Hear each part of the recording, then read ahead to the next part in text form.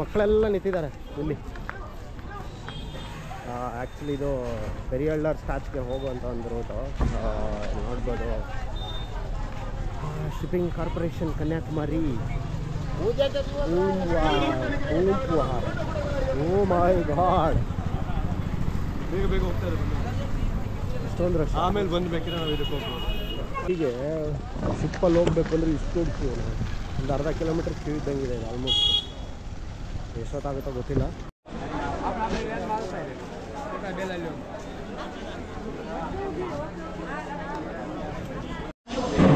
Almost 2 hours ಆಯ್ತು. ಇಲ್ಲ ನಿಂತು ಸಾಕಾಗೋದು. ಇಷ್ಟೊಂದು ಕ್ಯೂ ಇದೆ. ಯೂಶ್ವಲಿ ವೀಕೆಂಡ್ಸ್ ಇರೋದ್ರಿಂದ ಇಷ್ಟೊಂದು ಕ್ಯೂ ಇರೋದು. ನೋಡ್ಬೋದು ಇಷ್ಟು ಜನ ಬಂದಿದ್ದಾರೆ, ಎಸ್ಪೆಷಲಿ ವೀಕೆಂಡ್ಸು. ಸ್ಕೂಲ್ ಮಕ್ಕಳಿಗೆ ಸಪ್ರೇಟ್ ಆ ಕಡೆ, ನಮಗಿಲ್ಲಿ ಇನ್ನೊಂದು 300 ಎಂಟ್ರಿ ಇದೆ. ನಮಗೇನು ಬೇಡ. ಇನ್ನು ಆಲ್ಮೋಸ್ಟ್ ಇನ್ನೊಂದು ಹಾಫ್ ಆನ್ ಅವರ್ ಹೋಗ್ಬಿಡ್ತೀವಿ ತಿರುವಳ್ಳವರ್ ಸ್ಟ್ಯಾಚ್ಯೂ ನೋಡಲಿಕ್ಕೆ. ಯಪ್ಪ, ಫೈನಲಿ ಆಫ್ಟರ್ 3 hours ನಿಂತ್ಕೊಂಡು ಹೊರಗಡೆ ಬಂದಿದ್ದೀವಿ ಇವಾಗ. ಸೊ ಇಲ್ಲಿರೋದೇ ಆ್ಯಕ್ಚುಲಿ ಫೆರಿ. ಈ ಫೆರಿಯಲ್ಲೇ ನಾವು ಹೋಗಬೇಕು. ಸೊ ಅದು ಆ್ಯಕ್ಚುಲಿ ಕಾಣ್ತಾ ಇದೆಯಲ್ಲ ತಿರುವಳ್ಳವರ್ ಸ್ಟ್ಯಾಚು. ಸೊ ಅಲ್ಲಿಗೆ ಹೋಗಬೇಕು. ಸೊ ಅದಕ್ಕೂ ಮುಂಚೆ ಸ್ವಾಮಿ ವಿವೇಕಾನಂದ ಮಂಟಪ ಬರುತ್ತೆ. ಸೊ ಅಲ್ಲಿಂದ ಅಲ್ಲಿಗೆ ನಾವು ಬ್ರಿಡ್ಜ್ ಮೇಲೆ ವಾಕ್ ಮಾಡ್ಕೊಂಡು ಹೋಗಬೇಕು. ಸೊ ನೋಡಿ, ಇಲ್ಲಿ ಕಾಣ್ತಿದೆಯಲ್ಲ ಇದೇ ಫೆರಿ. ಈ ಫೆರಿಯಲ್ಲಿ ಹೋಗ್ಬೇಕು ಇವಾಗ ನಾವು. Very nice actually. 3 hours ನಾನು ನಿಂತು ಕಾದು ಬರ್ತಾಯಿದ್ವಿ. ಬ್ಯೂಟಿಫುಲ್ ಪ್ಲೇಸ್ ನೋಡಲಿಕ್ಕೆ. ಫೆರಿ ಆನ್ ಬೋರ್ಡಿಂಗ್ ನೋಡಿದ್ರು ಹೆಂಗಿದೆ ಇಲ್ಲಿ. ಇಷ್ಟೊಂದು ಜನ ನಾವು ಕುತ್ಕೋಬೋದು ಆ್ಯಕ್ಚುಲಿ ಇಲ್ಲಿ.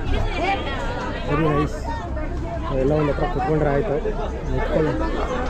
ಕುತ್ಕೊಳ್ಳಿ ಸೀಟ್ ಸಿಗ್ತದೆ ಸರ್, ಬನ್ನಿ. ಕಡೆ ನಂಗೆ ಬೇಕು ಕ್ಯಾಮ್ರಾ, ನಾನು ಯೂಸ್ ಮಾಡ್ತೀನಿ. ಬರಂಗಿದ್ರೆ ಬನ್ನಿ, ಕೈ ಹಾಕಿ. ಇಷ್ಟು ಜನ ಆಲ್ಮೋಸ್ಟ್ ಒಂದು 150 to 200 ಪೀಪಲ್ ಬೋರ್ಡ್ ಮಾಡ್ಬೋದಲ್ಲ ಇದು, ಅಲ್ವಾ ಬ್ರೋ? ಹಿಂಗೆ ಹಾಕೋ ಕೊಳ್ಳಿಗೆ ಅಷ್ಟೇ, ಮುಗಿತ್ತು. ನೋಡಿ ಲೈಫ್ ಜಾಕೆಟ್ ಯಾವ ಲೆವೆಲಿಗಿದೆ. ಇದನ್ನ ಹಾಕೊಂಡ್ಬಿಟ್ಟು ಕ್ಲಿಪ್ ಹಾಕೊಳ್ಳಿ. ಕ್ಲಿಪ್ ಇದೆ ನೋಡಿ ಇಲ್ಲಿ. ಹೆಂಗಿದೆ ಗೊತ್ತಿಲ್ಲ, ಸುಮ್ಮನೆ ಹಾಕೊಳ್ಳೋ ಅಷ್ಟೇ. डराओ, जलो जलो, देखिए ಆಲ್ಮೋಸ್ಟ್ ಒಂದು 200+ ಮೆಂಬರ್ಸ್ ಕುತ್ಕೊಳ್ಳುವಂಥ ಒಂದು ಜಾಗ ಬರೋದು. ಸೊ ಇಲ್ಲಿಂದ ನಾವು ಇವಾಗ ತಿರುವಳ್ಳವರ್ ಸ್ಟ್ಯಾಚು ಹತ್ರ ಹೋಗಬೇಕು. ಸೊ ಬೋಟ್ ಇಲ್ಲಿಂದ ಸ್ಟಾರ್ಟ್ ಆಗಿಬಿಟ್ಟು ಇಲ್ಲಿಂದ ಹೋಗುತ್ತೆ. ಸ್ಟಾರ್ಟ್ ಆಗ್ತಿದೆ ಬೋಟು. ರೋಪ್ನೆಲ್ಲ ತೆಗಿತಾವ್ರೆ. ಒಳ್ಳೆ ಬೋಟ್ ವ್ಯೂ.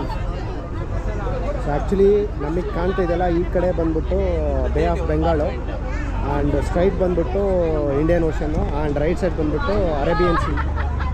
ಸೊ ಈ ಪ್ಲೇಸ್ ಬಂದ್ಬಿಟ್ಟು ಆ್ಯಕ್ಚುಲಿ 3 ಸಮುದ್ರಗಳು ಸೇರುವಂಥ ಒಂದು ಪ್ಲೇಸು. Beautiful place. ಇಲ್ಲೆಲ್ಲ ನೀರು ನೋಡ್ಬೋದು ಎಷ್ಟು ಬ್ಲೂ ಆಗಿ, ಅಂದರೆ ಒಂದೊಂದು ಸಿ ಬಂದ್ಬಿಟ್ಟು ಒಂದೊಂದು ಕಲರಲ್ಲಿ ಇರ್ಬೋದು ಪ್ರಾಬಬ್ಲಿ. Very nice. ಇಲ್ಲಿಂದ ನೋಡಿ ನಮ್ಮ ಬೋಟ್ ಸ್ಟಾರ್ಟ್ ಆಗಿದೆ ಇವಾಗ. ನೆಕ್ಸ್ಟ್ ಇನ್ನೊಂದು ಬೋಟ್ ಆ ಕಡೆಯಿಂದ ಬರ್ತಾಯಿದೆ, ಅಂದರೆ ಆ ಕಡೆಯಿಂದ ಕರ್ಕೊಂಡು ಈ ಕಡೆ ಬಿಡುತ್ತೆ, ಮತ್ತು ಈ ಕಡೆಯಿಂದ ಅವ್ರನ್ನ ಹತ್ಕೊಂಡು ಹೋಗ್ತಾ ಇರುತ್ತೆ. ಸೊ ಆಲ್ಮೋಸ್ಟ್ 3 ಬೋಟ್ಸ್ ಇದೆ. ಅಲ್ಲೊಂದು ಆಲ್ರೆಡಿ ಹೋಗಿದೆ, ಇವಾಗ ನಾವು ಹೋಗ್ತಾಯಿದ್ವಿ, ಒಂದು ಎದುರುಗಡೆ ಬರ್ತಾಯಿದೆ. Very good actually, nice. ಅಲ್ಲಿ ಕಾಣ್ತಿದೆಯಲ್ಲ ಅದೇ ತಿರುವಳ್ಳವರ್ ಸ್ಟ್ಯಾಚು. ಇವಾಗ ನೋಡಿ ಕಾಣ್ತಾ ಇದೆ ತಿರುವಳ್ಳವರ್ ಸ್ಟ್ಯಾಚು. Close view. ಸೊ ಇಲ್ಲೇ ಕಾಣ್ತಿದೆಯಲ್ಲ ಇದು ಗ್ಲಾಸ್ ಬ್ರಿಡ್ಜು. ಸೊ ಈ ಪ್ಲೇಸಿಂದ ಆ ಪ್ಲೇಸಿಗೆ, ಅಂದರೆ ನಮ್ಮ ಆ್ಯಕ್ಚುಲಿ ನಮ್ಗೆ ಗೊತ್ತಿರೋಂಗೆ ಸೌತ್ ಪಾರ್ಟಲ್ಲಿ, ಅಂದರೆ ಸಮುದ್ರದ ಒಳಗಡೆ ಇರುವಂಥ ಗ್ಲಾಸ್ ಬ್ರಿಡ್ಜ್ ಇದು ಒಂದೇ ಅನ್ಕೋತೀನಿ. ಬೇರೆ ಬೇರೆ ಹಿಲ್ಸಲ್ಲಿ ಗ್ಲಾಸ್ ಬ್ರಿಡ್ಜ್ ಇದೆ, ಬಟ್ ಇಲ್ಲಿ ಅಂದರೆ ಸಮುದ್ರದ ಒಳಗಡೆ ಇರುವಂಥ ಗ್ಲಾಸ್ ಬ್ರಿಡ್ಜ್. ಆಲ್ಮೋಸ್ಟ್ ಇಲ್ಲಿಗೆ ಬಂದ್ವಿ ಇವಾಗ. ಸೊ ಇಲ್ಲಿಂದ ನಾವು ಇಳ್ಕೊಂಡ್ಬಿಟ್ಟು ಹೋಗಬೇಕು. ಸೊ ಜಸ್ಟ್ ಒಂದು 5 minutes ರೈಡ್ ಅಷ್ಟೇ.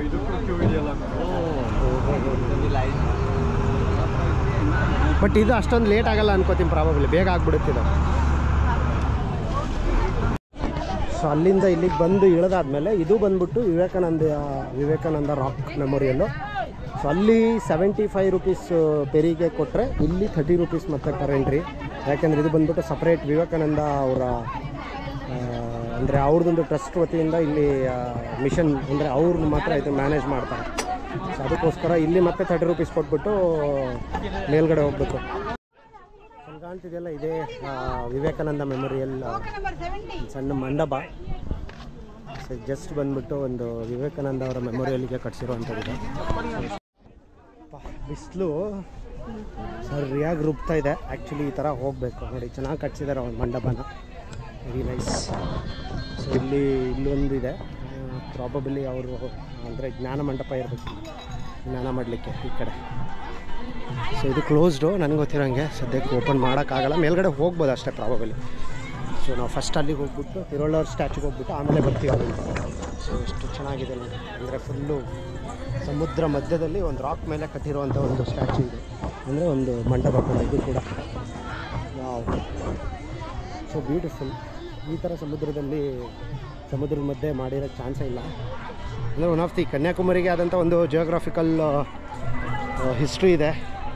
ಸೊ ಅದನ್ನು ಎಕ್ಸ್ಪ್ಲೇನ್ ಮಾಡ್ತೀನಿ, ಏನು ಜಿಯೋಗ್ರಾಫಿಕಲ್ ಹಿಸ್ಟ್ರಿ ಮತ್ತು ಅದರದ್ದೇ ಆದಂಥ ಒಂದು ಹಿಂದೂ ಮೈಥಾಲಜಿ ಬೇರೆ ಇದೆ ಇದಕ್ಕೆ. ಸೊ ಇಲ್ಲಿ ಕಾಣ್ತಿದೆಯಲ್ಲ ಇದೇ ಗ್ಲಾಸ್ ಬ್ರಿಡ್ಜ್. ಸೊ ಈ ಗ್ಲಾಸ್ ಬ್ರಿಡ್ಜ್ ಮೇಲೆ ಆ ಕಡೆ ಹೋಗ್ಬೇಕು ನಾವು. ಈ ಕಡೆ ನೋಡಿ ಫುಲ್ಲು ಸಮುದ್ರ, ಬಿಸಿಲು ಮಾತ್ರ ಅಮ್ಮಮ್ಮ ಕಾಲೋ. ಇದೊಂಥರ ಡಿಫ್ರೆಂಟಾಗಿ ಮಾಡಿದ್ದಾರೆ ಈ ವೈಟ್ ಟೈಲ್ಸ್ ಮೇಲೆ ನಾವು ಹೋದರೆ. ಆ್ಯಕ್ಚುಲಿ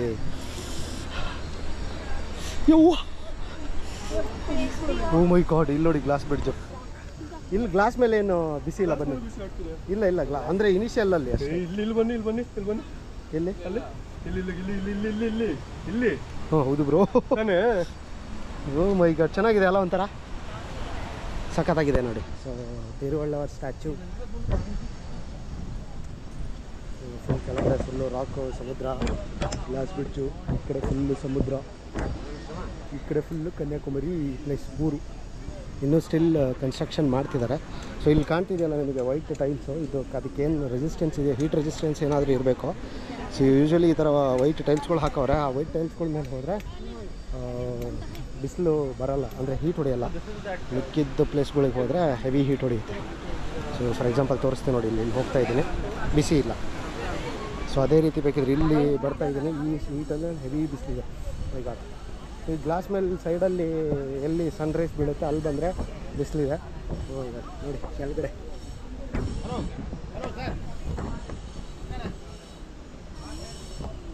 ಕಾರ ಜನ ಓಡಾಡ್ತಾರೆ, ಕೂತ್ಕೊಂಡ್ಬಿಟ್ರೆ ಏನಾಗ್ಬಿಡುತ್ತೆ ನಿಮಗೆ. ಇದ್ರ ಮೇಲೆ ಇರೋದು ಇವಾಗ ಹಾವಳಿ.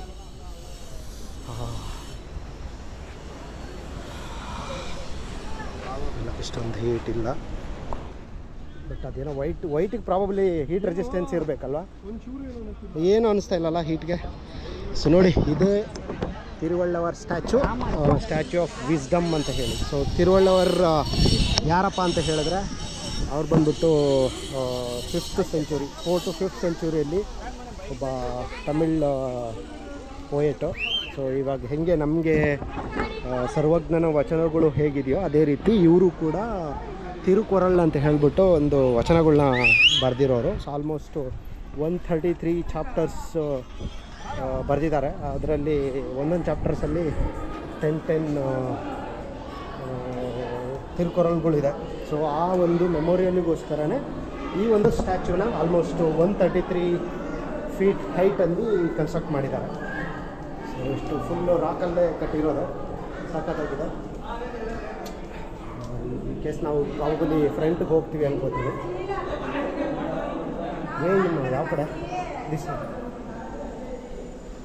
Way to Thiruvalluvar statue. So boarding ಎಲ್ಲ ಚೆನ್ನಾಗಿ ಹಾಕವ್ರೆ.